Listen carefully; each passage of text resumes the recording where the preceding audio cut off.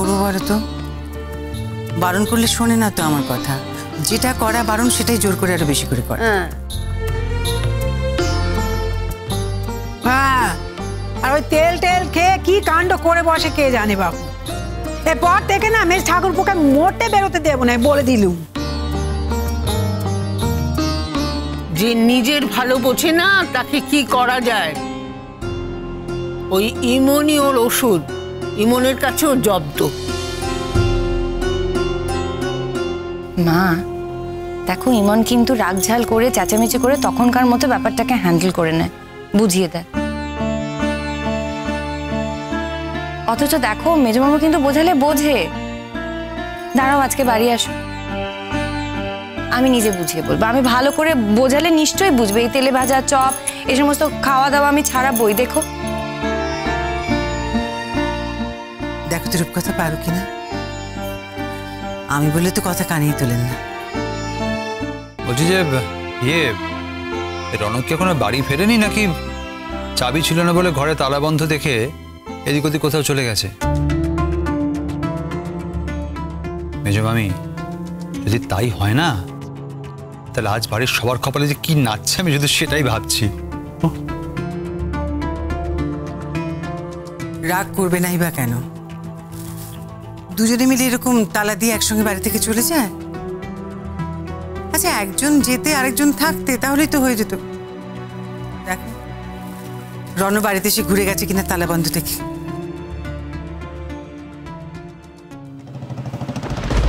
এই তো ছোটদা ভাইয়ের বাইকের আওয়াজ।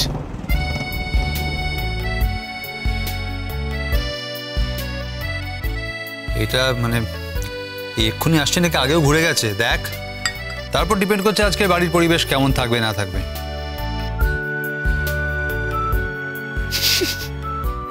আমি বরং একটা কাজ করি, আমি পাড়ার চপের দোকানে গিয়ে দেখি দুজনে মিলে কেমন করে চপ ছাটাচ্ছে। আমি গেলে আমিও ভাগ পেয়ে যাব। এই তুই যে ভাগ পাবি তাতে হবে নাকি? আমাদের জন্য নিয়ে আসবি যা। এত নেমন্তন্নকে এসে বড় পিসি এরপরে চপ খেতে পারবে বলছো?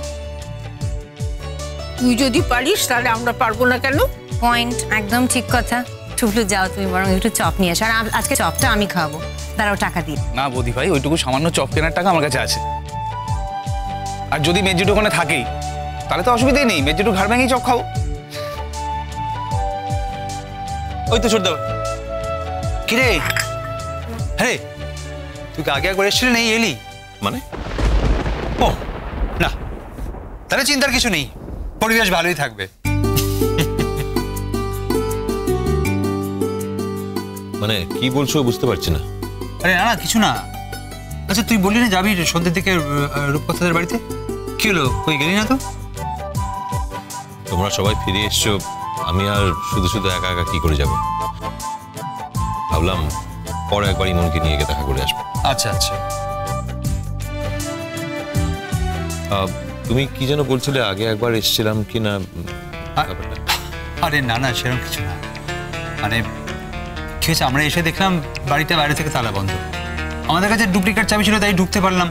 আমি ভাবছিলাম তুই যদি...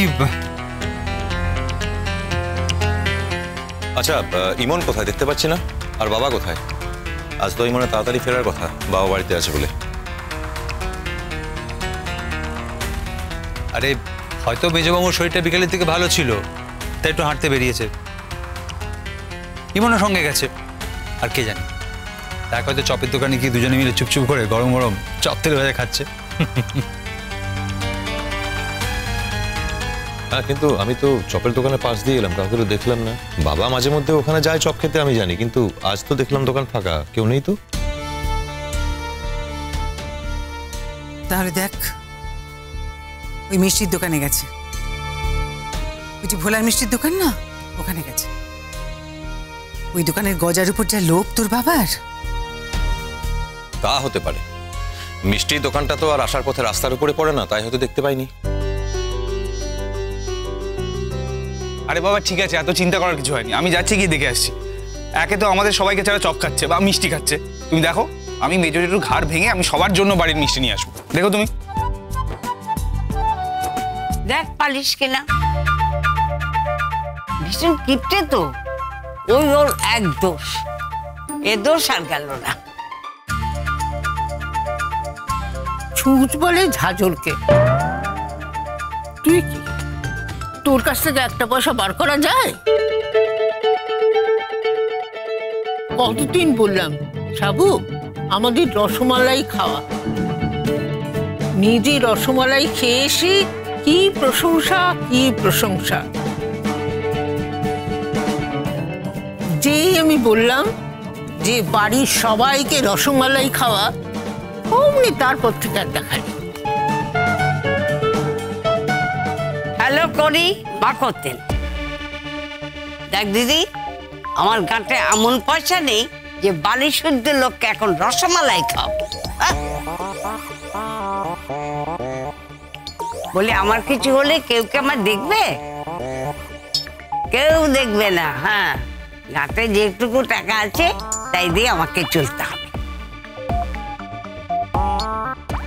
দেখবে কে অবশ্য ভুল বললাম, দেখার লোক একজন পেয়েছি। আবার কাকে জোটালি? জোটাতে হয় না রে, জুটে যায়। আরে কিছু যদি নাই হয়, আমার পরে তো ইমন আছে, ইমন আমায় ফেলবে না। হ্যাঁ, এই কথাটা তুই ঠিক বলেছিস, ইমন কাউকে ফেলবে না। সবসময় আমি ঠিক কথাই বলি।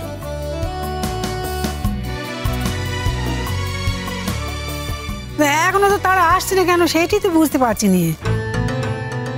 এত চিন্তা করার কিছু হয়নি, আমি দেখে আসছি, যাচ্ছি দাঁড়া। টুকলুদা শোনো। কি বল তোরা, কি ব্যাপার? এই কি হয়েছে? হ্যাঁ, কি ব্যাপার? পুজোর চাঁদা? না মানে বাচ্চাদা, তোমরা খবরটা পেয়েছো তো?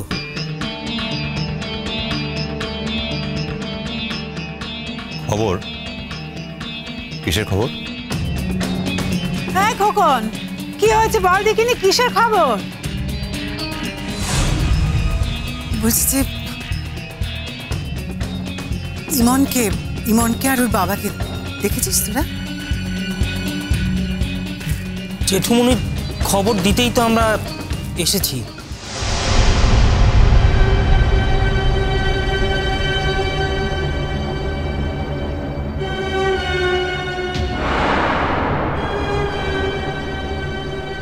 খবর মানে?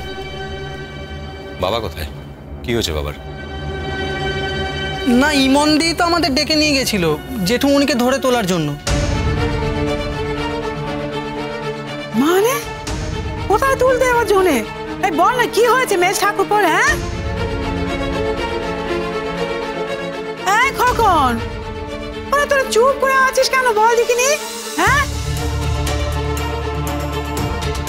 দাঁড়িয়ে আছিস কেন চুপ করে? এসেছিস যখন বলতে বলে ফেল না, বুঝতে পারছিস না আমাদের চিন্তা হচ্ছে? বল।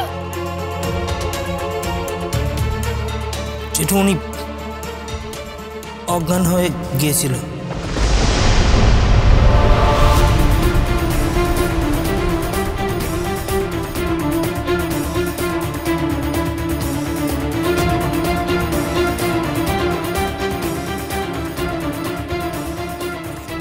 ইমন মনে হয় বাড়িতে ছিল না, সন্ধ্যাবেলায় বাড়ি ফিরে দেখে। সন্ধেবেলা? কিন্তু ইমনের তো দুপুরবেলায় ফিরে আসার কথা ছিল। পরে হচ্ছে, আগে শুনি ব্যাপারটা কি হয়েছে।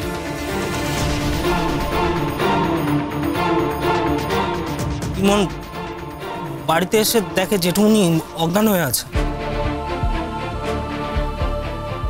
সে সময় ইমনের সাথে ওই অনন্য আঙ্কেলও ছিলেন।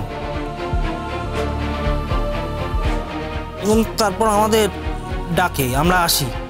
অ্যাম্বুলেন্স আসতে দেরি হয়, আমরা ওই ধরাধরি করে অনন্য আঙ্কেলের গাড়িতে তুলে দিই জেঠুমনিকে। ওরা বোধ হয় জেঠুমনিকে নিয়ে হসপিটালে গেছে। মানে তোমরা জানো কি জানো না এটা তো আমরা জানি না, তোমাদের বাড়িতে আলো জ্বলছে দেখে খবরটা দিতে এলাম।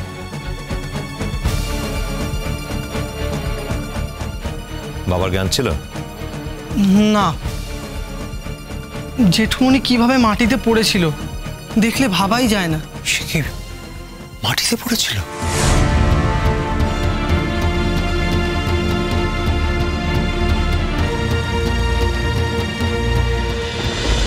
কুসুম দোলা কুসুম